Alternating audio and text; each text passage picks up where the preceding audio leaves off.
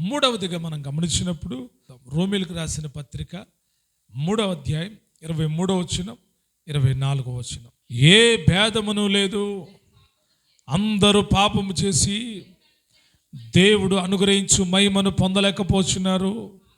కాబట్టి నమ్మువారు ఆయన కృపచేతనే క్రీస్తు యేసునందలి విమోచనము ద్వారా ఉచితముగా నీతిమంతులని తీర్చబడుచున్నారు.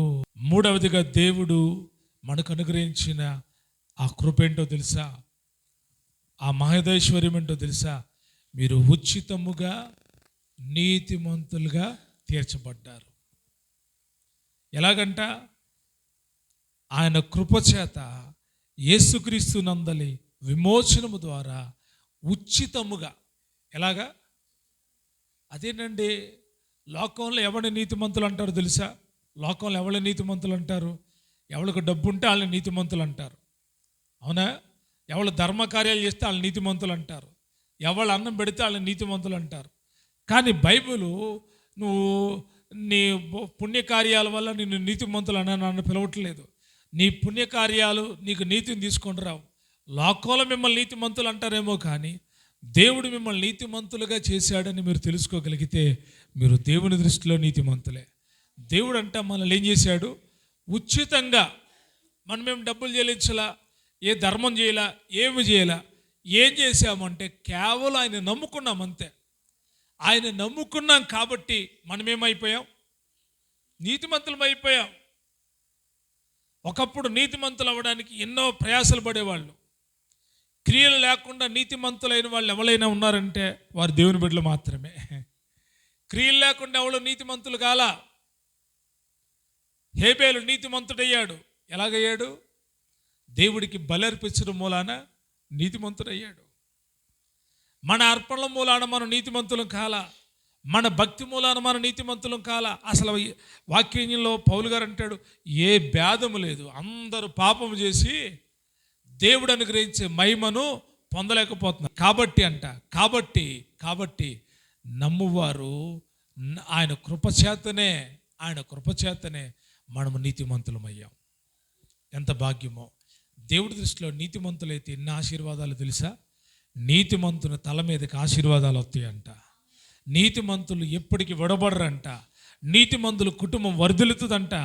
నీతిమంతులు దేవుడు ఆశీర్వదిస్తాడంట. నీతిమంతులు ఇల్లు నిలబడుతుందంట. నీతిమంతులైతే ఆకాశ మండలంలో జ్యోతులాగా ఉంటారంట. నీతిమంతుల యొక్క నడవడిక, నీతిమంతుల త్రోవ, నీతిమంతుల జీవితం అనేకులకు ఆదర్శకరంగా ఉంటుంది. కాబట్టి ఇట్టి నీతి ఎక్కడి నుండి వచ్చింది? మన భక్తి వలన వచ్చిందా? మనం ఉపవాసాలు ఉండడం మూలాన వచ్చిందా అంటే కాదు. మనం చెప్పాలి, మీకు ఎలా నీతి కలిగిందంటే మీరు నేనైనా చెప్పాలి. ఆ నీతి ఎలాగొచ్చింది? కేవలం యేసుక్రీస్తు ప్రభువారి మూలానే. యేసుక్రీస్తు ప్రభువారి మూలాన మనమందరము నీతిమంతులమయ్యాం. ఆయన నమ్ముకోవడం మూలాన, ఆయన విమోచనం ద్వారా. ఏంటి ఆ విమోచనం అంటే? ఆయన శిలువ రక్తము ద్వారా మనమేమయ్యాము? నీతిమంతులమయ్యాం. ఆయన యందు విశ్వాసం ఉంచడం మూలాన మనము నీతిమంతులమయ్యాం. మన క్రియల నిమిత్తము మన నీతిమంతులం కాలేదు, కానీ ఆయన రక్తము వలన మనము నీతిమంతులమయ్యాం. చదువుతారా మాట కూడా? రోమీలకు రాసిన పత్రిక 5వ అధ్యాయం 9వ వచనం. కాబట్టి ఆయన రక్తము వలన ఇప్పుడు నీతిమంతులుగా తీర్చబడి మరింత నిశ్చయముగా ఆయన ద్వారా ఉగ్రత నుండి రక్షింపబడుదుము. ఇప్పుడు మనం నీతిమంతులమయ్యామా? అవలేదా? నీతిమంతులయ్యారా? పాపంలో ఉన్నారా? అందరూ పాపం చేసి దేవుడు అనుగ్రహించి మహిమను పొందలేకపోతున్నారంట. కానీ దేవుడు మనలను ప్రేమించాడు. మనం యేసుక్రీస్తు ప్రభువారిని అంగీకరించాం కాబట్టి, ఆయనను అంగీకరించాము కాబట్టి మనమేమయ్యామో తెలుసా? నీతిమంతులమయ్యాం. ఎలాగా? ఆయన విమోచనము ద్వారా, ఆయన రక్తము వలన ఇప్పుడు మనం ఏమయ్యాం అంటే, యేసుక్రీస్తు ప్రభువారి రక్తం చిందించినంత కాలం నీతిమంతులు ఉన్నారా అంటే ఉన్నారు. వాళ్ళు క్రియల వలన నీతిమంతులయ్యారు. ఏ క్రియలు అంటే ధర్మశాస్త్ర సంబంధమైన క్రియల వలన నీతిమంతులయ్యారు. కానీ ఇప్పుడు యేసు రక్తం మూలాన, క్రీస్తు ప్రభువారి రక్తం మూలాన మనమేమయ్యాం? నీతిమంతులమయ్యాం. ఇది దేవుడు అనుగ్రహించిందే, కానీ మన సొంత రక్తం వల్ల మనం నీతిమంతులు కాలేదు. ఎందుకంటే మన రక్తం పాప రక్తం. మన రక్తంలో ఏముంది? పాప బీజం ఉంది. మన రక్తంలో ఏముంది? పాప స్వభావం ఉంది. అందుకే యేసు ప్రభువు రక్తం మనకు అనుగ్రహించబడింది. భక్తి మూలాన్ని కాదు, పాస్టర్ మూలాన్ని కాదు, యేసు ప్రభువారి యొక్క రక్తం మూలాన మీరు నీతిమంతులయ్యారు. మీరు నీతిమంతులుగా తీర్చబడ్డారు. మీరు కాదన్నా అవునన్నా యేసు ప్రభువారిని నమ్ముకున్నారు కాబట్టి మీరు తెలియక మేము నీతిమంతులం కాదు పాపులు అని మీరు అనుకున్నారేమో, కానీ మీరు పాపులను పిలువబడరు. పాపులని మీరు ఇంకా ఏం చేయబడరు? పిలువబడరు. ఎందుకంటే మీరు యేసు రక్తం దగ్గరకు వచ్చారు, యేసు ప్రభువారిని అంగీకరించారు, మారు మనసు పొందారు, రక్షణ పొందారు, ఆయన కృప మీకు అనుగ్రహించబడింది. కాబట్టి ఆయన రక్తం వల్ల మీరు ఇప్పుడు ఏమయ్యారు? నీతిమంతులయ్యారు. ఇది కృప మాత్రమే. ఆయన కృప వల్లనే మనం ఏమయ్యామంట? విశ్వాసము ద్వారా నీతిమంతులు, ఆయన కృప చేత నీతిమంతులమయ్యాం మనం. కాబట్టి గమనించండి, మూడవదిగా మనం ఏమయ్యాం? నీతిమంతులమయ్యాం. మొదటిది ఆయన ఏమిచ్చాడు? ఉచితంగా రక్షణ, పాపక్షమాపణ ఇచ్చాడు. రెండవదిగా ఏమిచ్చాడు? నిత్య జీవాన్ని ఇచ్చాడు. మూడవదిగా ఉచితంగా ఏం దొరికింది? నీతిమంతులంగా తీర్చబడ్డాం. నాలుగవదిగా చదువుదాం. పేతురు రాసినటువంటి మొదటి పత్రిక 2వ అధ్యాయం 24వ వచనం. మనము పాపముల విషయమై చనిపోయి నీతి విషయమై జీవించినట్లు ఆయన తానే తన శరీరమందు మన పాపములను మ్రాను మీద మోసుకొనెను. ఆయన పొందిన గాయముల చేత మీరు స్వస్థత నొందితిరి. పేతురు భక్తుడు అంటున్నాడు, మనము పాపముల విషయమై చనిపోయాం, ఇప్పుడు నీతి విషయమై జీవించినట్లు ఆయన తానే తన శరీరమందు మన పాపములను మ్రాను మీద మోసుకొనెను. ఇప్పుడు నీతిమంతులుగా తీర్చాడు ఆయన. ఇప్పుడు మనం ఎలా బ్రతకాలంట? మనము నీతిమంతులంగా బ్రతకాలి. ఎట్లా బ్రతకాలి? నీతి అనే క్యారెక్టర్, నీతి అనే హోదా, నీతి అనే డిగ్రీ, నీతి అనేటువంటి జీవితం దేవుడు మనకిచ్చాడు. యేసుక్రీస్తు ప్రభు వారి మూలాన మనం నీతిమంతులమయ్యాం. అయితే నీతిమంతులమైన మనము మన జీవితాన్ని ముందుకు కొనసాగించాలి అంటే మనం కొనసాగించలేం. కొనసాగిస్తామా? చెప్పండి, కొనసాగిస్తామా? అనుకుంటాం కానీ కొనసాగిస్తామా? ఇక్కడ నుంచి ఆరాధన అయిపోయింది, ఇక్కడ నుంచి ఇంటికి వెళ్ళేదాకా ఏం జరుగుతుందో మనకు తెలుసా? మన జీవాన్ని, మన యొక్క గమనాన్ని మనం చెప్పగలమా? చెప్పలేం. కానీ దేవుని కృప, మనం ఏమంటామంటే దేవుడు నన్ను నడిపిస్తాడు, దేవుడు నన్ను బ్రతికిస్తాడు, దేవుడు నాకు తోడై ఉంటాడు, దేవుడు నన్ను సరిచేస్తాడు, దేవుడు నన్ను బాగు చేస్తాడు అంటాం. ఎందుకంటే ఆయన మీద విశ్వాసం. అయ్యా నువ్వు ఉన్నావు ప్రభా, నువ్వు నా ముందుంటే నేను నీతో ఏం చేస్తాను? నడుస్తాను. కాబట్టి గమనించాలి, మనం నీతిని కొనసాగించినట్లు ఆయన మన పాపములను ఎక్కడ మోసేశాడంట? మాడు మీద మోసేశాడు అంటాడు. ఆయన పొందిన గాయముల చేత మీరు స్వస్థత నొందిరి. ఆయన పొందిన గాయాలేంటి? మనకు కలిగిన స్వస్థత ఏంటి? ఆయన గాయాలు పొందితే మనకు స్వస్థత ఏంటి? ఆయన దెబ్బలు తింటే మనం బాగుపడడం ఏంటి? మనం భరించవలసిన శిక్షను ఆయన భరించాడా? అవును, మనము భరించాల్సిన శిక్షను యేసుక్రీస్తు ప్రభువు వారు భరించాడు. ఆయన పొందిన దెబ్బల చేత మనకేం కలుగుతుంది?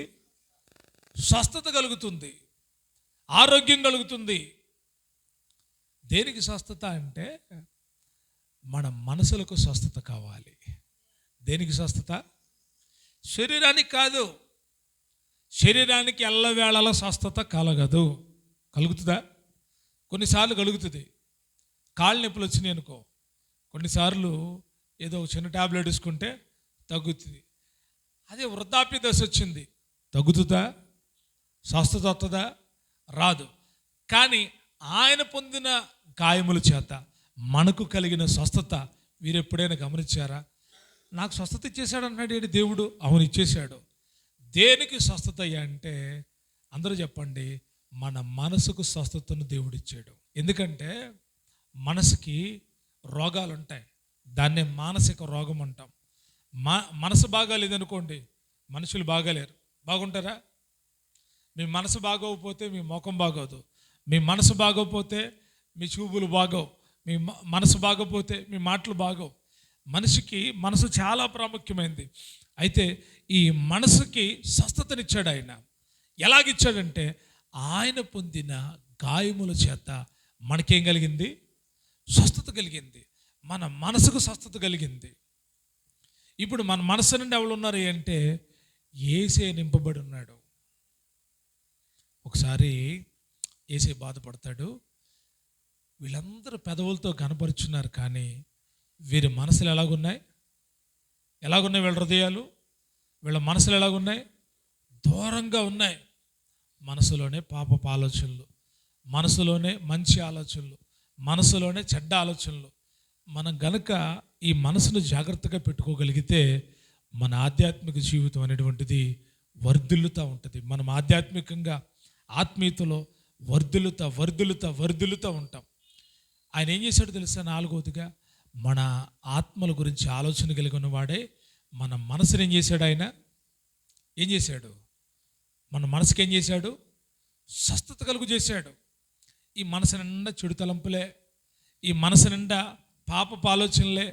అయితే ఇప్పుడు ఏం చేశాడు తెలుసా? తన రక్తాన్ని ఇచ్చి మనల్ని సంపూర్ణంగా చేసి అంటున్నాడు, ఇప్పుడు పూర్ణ మనసుతో ప్రేమించడం మొదలుపెట్టు, పూర్ణ మనసుతో ఆరాధించడం మొదలుపెట్టు, నీ పూర్ణ వివేకంతో నీ దేవుణ్ణి వెతుకో, ఆయన దొరుకుతాడు అంటున్నాడు.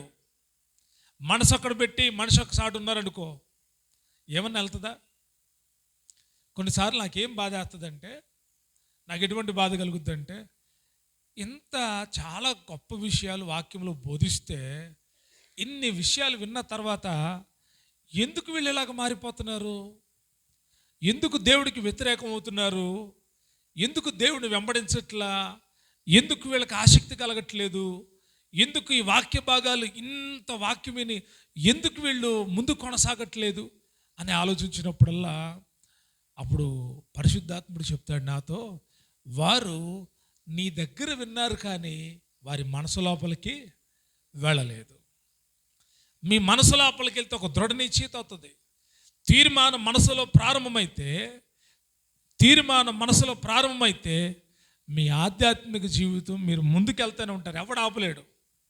మనసులో గట్టిగా ఫిక్స్ అయిపోయారనుకో చేయాలని, చేస్తారా చేయరా? మనసు ఆకరించకపోతే ఏ పని మనం చేయలేం. అందుకే మన మనసులకు ఆయన స్వస్థతనిచ్చాడు. రోగంతో ఉన్నాయి మన మనసులు. ఏంటి రోగం అంటే పాప రోగం.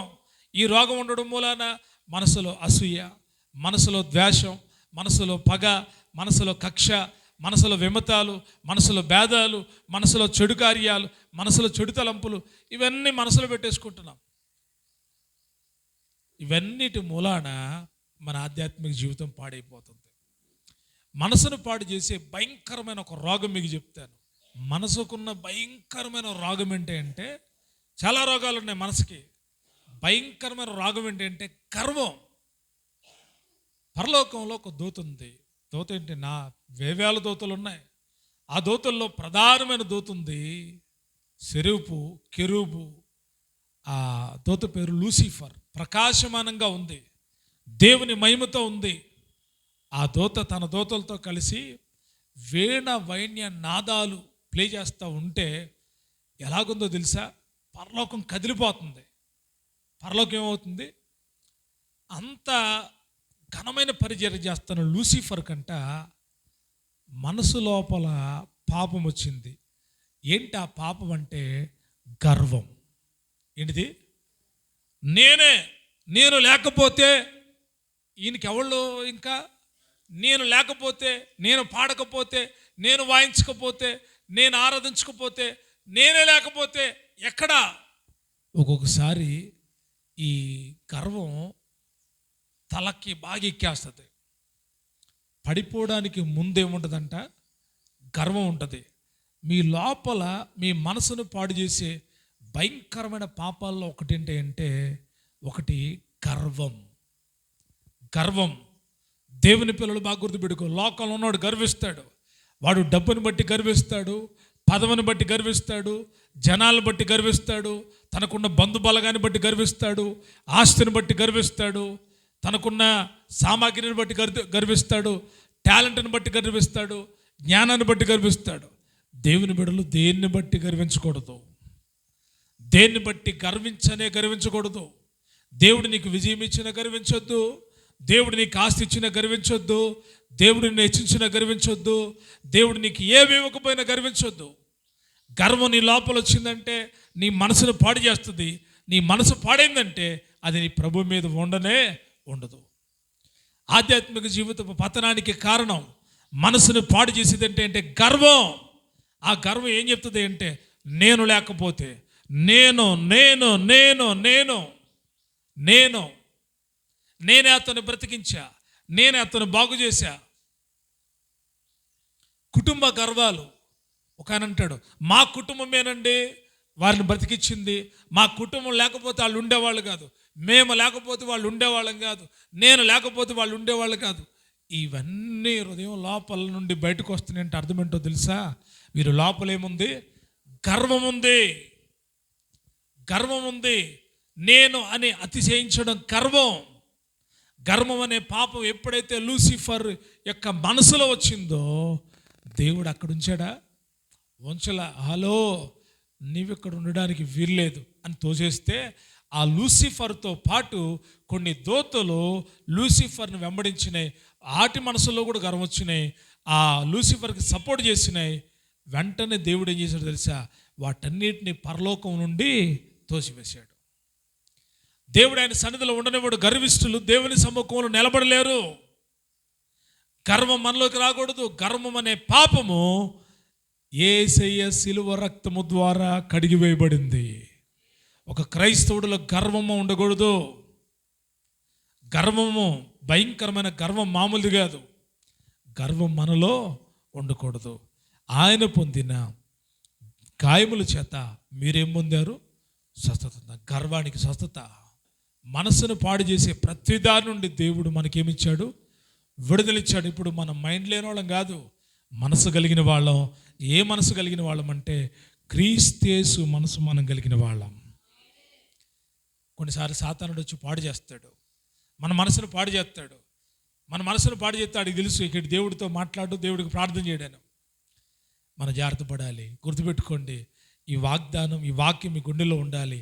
ఆయన పొందిన గాయముల చేత మేము స్వస్థత పొందాము. పొందుతున్నాం కాదు, పొందేశాం. ఒకవేళ మరలా గాయం వస్తే యేసు రక్తంతోనే విడుదల. ఇది 4వ విషయం. 5వ విషయాన్ని చెప్పి నేను ముగిస్తాను. 5వదిగా దేవుడు మనకు ఉచితంగా ఇచ్చింది ఏంటో తెలుసా? తన పరిశుద్ధాత్మను ఆయన మనకు ఉచితంగా ఇచ్చాడు. ఏమిచ్చాడు ఆయన? పరిశుద్ధాత్మ కోసం మీరు ఏమైనా చెల్లించారా? పరిశుద్ధాత్మ పొందుకోవడానికి మీరు ఏమైనా చెల్లించారా? ఒకరోజు ఒక అతను వచ్చాడంట, దైవజనుల దగ్గరికి వచ్చి అంటున్నాడు, దైవజనులారా మీరు చేతులు పెడుతుంటే ఆత్మ దిగి వస్తుంది.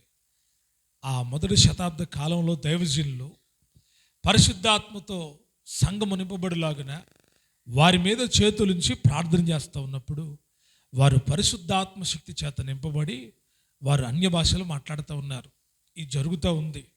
వారు దేవుని శక్తితో నింపబడడాన్ని ఈ మార్పు చెందిన వ్యక్తి చూశాడు. ఇతడు అంతకు మునుపు గారిడి విద్య చేసేవాడు. ఆ గారిడి విద్యలు చేసేవాడు యేసు ప్రభువుని అంగీకరించి సంఘంలో చేర్చబడ్డాడు. చేర్చబడిన తర్వాత దైవజనులు ప్రార్థన చేస్తూ ఉంటే వారి దగ్గరికి వచ్చాడు. వారి దగ్గరికి వచ్చి డబ్బు సంచి అక్కడ పెట్టి అంటాడు, ఇదిగో దైవజనులారా, నేను ప్రార్థన చేసినా కూడా ఏం రావాలి? పరిశుద్ధాత్మ దిగి రావాలి. ఆ వరాలు నాకు ఇవ్వమని ధనం పెట్టాడంట. చదువుతారు ఒకసారి. అప్పుడు పేతురు యోహాను వారి మీద చేతులుంచగా వారు పరిశుద్ధాత్మను పొందరి. అపోస్తలులు చేతులుంచడం వలన పరిశుద్ధాత్మ అనుగ్రహింపబడినని సీమోను చూచి వారి ఎదుట ద్రవ్యము పెట్టి, నేనెవరి మీద చేతులుంచుతునో వాడు పరిశుద్ధాత్మను పొందినట్లు ఈ అధికారం నా కీడని అడిగాను. ద్రవ్యం పెట్టి అన్నాడు కదా, నాకు ఈ అధికారం కావాలి. ఏంటి అధికారం? నేను ఎవరి మీద చేతులు పెడతానో వాళ్ళ మీదకి ఎందుకు రావాలి? పరిశుద్ధాత్మ. ఇతను మార్పు చెందినవాడే, కానీ అతను ఏమనుకున్నాడంటే డబ్బుతో డబ్బుతో వరాన్ని సంపాదించుకోవాలనుకుంటున్నాడు, అధికారాన్ని సంపాదించుకోవాలనుకుంటున్నాడు. ఈరోజు కూడా మీరు గమనిస్తూ ఉన్నారా, చాలా సంఘాల్లో డబ్బుతో అధికారాలు సంపాదించుకుంటున్నారు. ఏమండి ఏంటండి తన సంఘ పెద్దగా పెట్టారు అని అంటే, అతనికి క్యారెక్టర్ లేదు, అతనికి 2 భార్యలు ఉంటారు, వీళ్ళు కాకుండా ఉపపత్నులు ఉంటారు, మందు తాగుతాడు, సిగరెట్ తాగుతాడు, వ్యభిచారం చేస్తాడు, అబద్ధాలు ఆడతాడు, ఇష్టం వచ్చినట్టుగా అన్ని చోట్లకి వెళ్ళి అన్ని కార్యాలు చేస్తూ ఉంటాడు. ఇతను సంఘ పెద్దగా పెడతారు. ఏంటంటే ఇతను సంఘ పెద్దగా పెట్టారు అని అంటే, ఏమండి మా సంఘంలో ఉన్న వాళ్ళందరిలో ఈయనే బాగా డబ్బు గల్లవాడండి. ఈ గారిడి సీమోన్లు చాలామంది ఉన్నారు ఈరోజు సంఘాల్లో. డబ్బులు ఇచ్చి పదవులు కొనుక్కుందాం అనుకున్నారు. డబ్బులతో దేవుని అధికారం రాదు. డబ్బులు ఇచ్చి దేవుని సేవ చేద్దాం అనుకున్నారు. కొంచెం డబ్బులుంటే చాలు, ఏమండే పాస్టర్ గారు నాకు అభిషేకం చేయండి, ఎంత ఖర్చు అయితే? ఒక 20,000 అయిద్దాయా, మా వాళ్ళందరూ వస్తారు, టీం అంతా వస్తారు, 20,000 కాబట్టి 50,000 తీసుకోండి, నాకేం కావాలి? అభిషేకం కావాలి. నాకేం కావాలి? అభిషేకం కావాలి. నేను పాస్టర్ గారని పిలవాలి. పిలిచిన దేవుడు నమ్మదగినవాడు. ఆయన ఇచ్చిన అధికారం గొప్పదే. ఆ అధికారంతో పనిచేస్తే ఆత్మలు రక్షించబడతాయి. ఆ అధికారంతో పనిచేస్తే దెయ్యాలు వెళ్ళిపోతాయి. ఆ అధికారంతో పనిచేస్తే రోగాలు వెళ్ళిపోతాయి. ఆ అధికారంతో పనిచేస్తే సాతాను శక్తులపై విజయం కలుగుతుంది. నేను ఆ అధికారాన్ని వదిలేసి మనుషులు ఇచ్చే అధికారం కోసం డబ్బులు పెట్టి రెవరెండు, బిషప్, డిటిహెచ్, బిటిహెచ్, ఎల్టిహెచ్, ఎంటిహెచ్ అవి తెచ్చుకున్నంత మాత్రాన నేను సేవకుని అయిపోను. దేవుడు నన్ను పిలిస్తే నేను అధికారాన్ని కొనుక్కోవలసిన అవసరం లేదు. ఒకవేళ లోకపరంగా అధికారం నాకు కావాల్సి వస్తే వాళ్ళే వచ్చేస్తారు నాకు. బ్రదర్ మీరు మంచి సేవ చేస్తున్నారు, మీకు ఒక డాక్టరేట్ ఇద్దాం అనుకుంటున్నాం అని తీసుకొచ్చి పట్టా ఇస్తారు. అది డబ్బుతో కొనలేంది. ఈ సీమోను, గారడి సీమోను ఏమనుకున్నాడు తెలుసా? డబ్బుతో అధికారం కొనాలనుకుంటున్నాడు. డబ్బు పెట్టి అధికారాన్ని కొనాలని ద్రవ్యం అక్కడ పెట్టి అంటాడు అపోస్తలుతో, ఇదిగో ఈ అధికారం నాకు కావాలి. ఏం కావాలి? ఈరోజు డబ్బు పరిపాలన చేస్తుంది దేవుని సంఘంలో. సేవకులు అనబడిన వాళ్ళు డబ్బు పరిపాలన చేస్తుంది. డబ్బున్నవాడే గొప్ప సేవకుడు అవుతున్నాడు. డబ్బులుంటే చాలు, డబ్బులు ఇసిరితే చాలు గొప్పడైపోతున్నాడు. అన్నిటిని మాఫీ చేసేస్తున్నాడు డబ్బుతో.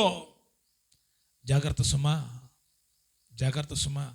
దేవుడు తన ఆత్మను ఉచితంగా ఇచ్చేటువంటి వాడు. నువ్వు ఏమి వెల చెల్లించాల్సిన అవసరం లేదు. డబ్బులు పెట్టాల్సిన అవసరం ఉందా? దేవా నీ ఆత్మ నాకు ఇవ్వయ్యా అంటే ఆయన తన పరిశుద్ధాత్మనిస్తాడు. డబ్బులు పెట్టి ఏం కొనుక్కోలేం. ఎవరైనా డబ్బులు ఇస్తే పరిశుద్ధాత్మ అవుతుందంటే నమ్మకండి. డబ్బులు పెట్టుకొని ఎక్కడ పడితే అక్కడికి వెళ్ళకండి. దేవుడు తన ఆత్మను మీకు ఇస్తాడు ఉచితంగా. ఎవరికి దేవుడు తన ఆత్మను ఇస్తాడు తెలుసా? ఎవరు అడుగుతారో వారికి దేవుడు తన ఆత్మను అనుగ్రహిస్తాడు. ఈరోజు 5 విషయాలు నేను మీకు చెప్పాను దేవుడు ఉచితంగా ఇచ్చేవి. 1 రక్షణ మరియు పాపక్షమాపణ. 2వది నిత్య జీవము. 3వది నీతిమంతులుగా తీర్చబడ్డాం. 4వది మనస కార్యాలకు సంపూర్ణమైన స్వస్థత. 5వది పరిశుద్ధాత్మను దేవుడిచ్చాడు. ఎన్ని కార్యాలు? కాబట్టి ఇవన్నీ దేవుడు మనకు ఉచితంగా ఇచ్చినవే. అయితే మనం పొందుకోవాలి. ఎలాగా అంటే ఒక చిన్న స్టోరీ చెప్పి నేను ముగిస్తాను. ఒకరోజు ఒక రాజుగారు తానున్న పట్టణం అంతా ప్రకటన చేశాడంట. ఇదిగో ఫలానా తేదీన నా పుట్టినరోజు కాబట్టి ఆ రోజు నా ఆవరణంలో అన్నీ పెడతాను, ఎవరికి ఏది ఇష్టమైందో అది తీసుకొని వెళ్ళొచ్చు అని చెప్పి ప్రకటన చేశాడంట. అందరూ రావచ్చు, ఇందులో పేద అని ధనికని ఏమీ లేదు, అందరూ రావచ్చు అని ప్రకటన చేస్తే అందరూ వస్తున్నారంట. ఎవరికి తోచిని వాళ్ళు తీసుకొని వెళ్తున్నాడంట. ఈ వార్త ఒక బిచ్చగాడికి వినపడిందంట. ఎవరికి? ఒక బిచ్చగాడికి వినపడిందంట. ఆ బిచ్చగాడు కూడా వెళ్ళాలి, ఏదైనా తెచ్చుకోవాలి అనుకున్నాడు ముందల మనసులో. అందరూ వెళ్తున్నారు. ఆ బిచ్చగాడు కూడా లైన్లోకి వెళ్తారా, నువ్వు పక్కెళ్ళు అని అన్నాడంట ఒకడు. సరేలే బాబు అని పక్కకి వెళ్ళాడంట. ఉంటారు కదా, బెచ్చగాడంటే విలువ, బెచ్చగాడిని విలువగా చూస్తారా? ఇంకొకటి వచ్చాడంట, రాయ్ ఎలా వెనకెలో, నువ్వు కూడా వచ్చావు లైన్లోకి. అయ్యా రాజుగారు రమ్మన్నారయ్యా, వచ్చాను అని చెప్తున్నాడంట. ఇదంతా పైన ఎత్తులో ఉండి రాజు ఇవన్నీ అందరిని గమనిస్తున్నాడంట. ఈ బిచ్చగాడు పెద్ద మంచి వస్త్రాలు లేవు. అతడు బిచ్చగాడని ఊర్లో ఉన్న వాళ్ళందరికీ, ఆ పట్టణంలో ఉన్న వాళ్ళందరికీ తెలుసు. కానీ మరలా వెనక్కి వెళ్తే అతడు ఎప్పుడో అందరితో పాటు ముందుగా వచ్చినా ఎక్కడికి వెళ్ళిపోయాడు? పొద్దున్న నుంచొని సాయంకాలం దాకా ఎవడు అతన్ని ఏం చేయనిట్లా, వెళ్ళవట్లేదంట. ఎవడొచ్చినా పోరా అన్నారంట. ఎవడికి నచ్చినా ఆడు తీసుకొని వెళ్ళిపోతున్నారంట. రాజు చూశాడంట, ఇంకా కొద్ది టయానికి సరిగ్గా 5 గంటలకి క్లోజ్ అయిపోయింది. 5 దాటిన తర్వాత ఇంకెవరు రాకూడదు. 5 గంటల లోపే తీసుకోవాలి. తీసుకున్న వాళ్ళు మళ్ళీ రాకూడదు. వాళ్ళకు ఒక ముద్ర వేయబడుతుంది, వాళ్ళు వెళ్ళిపోవాలి, ఇక మళ్ళీ రాకూడదు. ఇతన్ని అందరూ పొద్దుటి నుండి మధ్యాహ్నం కూడా ఉన్నాడు. వెనక్కి నడతా ఉంటే సరిగ్గా 4 గంటలకు ఆ టైంలో రాజు చూస్తున్నాడండి, ఇదిగో వాడిని పిలుచుకురండి అని అన్నాడంట. సైనికులు వచ్చారంట, బట్టలు వచ్చారంట, పట్టుకొని రారా రాజుగారు పిలుతున్నారు నిన్ను అని అనగానే ఇతడికి సంతోషం వేసిద్దా, భయం వేసిద్దా? అమ్మ నాయన రాజుగారు నన్ను ఎందుకు రమ్మన్నాడని లోపల భయపడతా ఉన్నాడంట. భయంతో వణుకుతో అయిపోయిందిరా నా పని, నేను లైన్లో లేకుండా ఉండడం ఆయన చూసినట్టున్నాడు, నాకేదో మూడిందిరా అనుకొని భయపడతా రాజసమూహానికి వచ్చాడంట. రేపు పొద్దు నుండి చూస్తున్నాను రా నిన్ను ఎవడు ముందుకెళ్ళవట్లా, నీకేం కావాలో తీసుకొని వెళ్ళరా అన్నాడంట.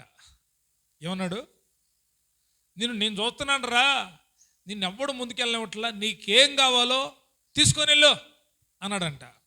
ఇగో ఎన్ని ఉన్నాయి, ఏం కావాలో తీసుకొని వెళ్ళరా అని, చూడు ఏది కావాలో తీసుకో అనంటే ఆ బెచ్చగాడంట కాసేపు వాటన్నిటి ఎంక చూస్తున్నాడంట, కాసేపు రాజుగారి ఎంక చూస్తున్నాడంట. ఎవళ్ళంక? కాసేపు చూసుకోరా, ఇగో అన్నీ పెట్టాను, ఇంకా ఉన్నాయి, చాలా ఉన్నాయి, తీసుకో, ఎన్ని ఎత్తుకెళ్ళినా ఇదిగో సమృద్ధి ఇక్కడ ఉంది అని చెప్తే అన్నీ చూస్తున్నాడంట. రాజుగారు ఎంక చూస్తున్నాడంట. ఓ సైనికుడు వచ్చినాడంట, ఏంటి రాజుగారు ఎంక అటు చూస్తున్నావు? ఎందుకంటే రాజుగారు ఎంక ధైర్యంగా చూడకూడదు. రాజుగారి దగ్గర ఏం చేయాలి? వీడేం చేస్తున్నాడు? రాజుగారు ఎంకే చూస్తున్నాడంట, ఇటు చూస్తున్నాడు. సైనికుడు రాజు ఎంక చూడకూడదు అంటే రాజు అన్నాడంట, అరే ఏంటి దిక్కులు చూస్తున్నావు ఏంటి, ఏది కావాలి అది తీసుకెళ్ళరంట. రాజా చెప్పరా ఏం కావాలి? ఏమొద్దు కానీ నీతో పాటు నేను ఉంటే చాలు అన్నాడంట. నువ్వు నాతో ఉంటే చాలు రాజా, ఇంకేం వద్దు, నువ్వే కావాలన్నాడంట. ఏం కావాలన్నాడు? ఏమన్నాడు? రాజు గుండు పగిలిపోయిందంట. ఒరే నువ్వేం చేస్తావురా? నేను బెచ్చగాండి రాజా, ఊరిలో నువ్వు ఒక్కడవే జ్ఞానవంతుడురా, వీళ్ళందరూ కూడా దొంగలిళ్ళు. అదేంటి రాజా? అరే అందరూ అన్నీ తీసుకొని వెళ్తున్నారు, నువ్వేరా నన్ను కావాలనుకుంది అని చెప్పి ఆ బెచ్చగాడిని శుద్ధి చేసి తీసుకొని వచ్చి రాజు తన పక్కన కూర్చుండి పెట్టుకున్నాడంట. ఈ కథలో ఉన్న విషయం ఏంటో చెప్పనా? లోకంతో ఉన్నవాడికి డబ్బు కావాలి, కానీ ఏసే కావాలనుకున్నవాడు ఏమడుగుతాడు తెలుసా? నీతో స్నేహం చాలయ్యా, నాకు నీవు నాకుండగా లోకంలో ఏది నాకు అక్కర్లేదయ్యా, నువ్వు నాకుంటే చాలంటే ఆయన ఏం చేస్తాడు తెలుసా? తప్పిపోయిన కుమారుడు తిరిగి వచ్చినప్పుడంట మాసిపోయిన బట్టలతో వచ్చారంట. తండ్రి ఏం చేశాడు తెలుసా? త్వరగా స్నానం చేయించండి, ప్రశస్త వస్త్రాలు ధరించండి, ఉంగరం పెట్టండి, చెప్పులు తొడగండి అని చెప్పి అతన్ని శుద్ధి చేసి తన కుమారుడిగా నిలబెట్టుకున్నాడంట. మన దేవుడు కూడా అంతే. మనం ఆయన తట్టు తిరిగితే ప్రభువానికి కావాలి అంటే ఆయన దగ్గర నుండి వచ్చే ఉచితమైనవి అన్నీ మనవే.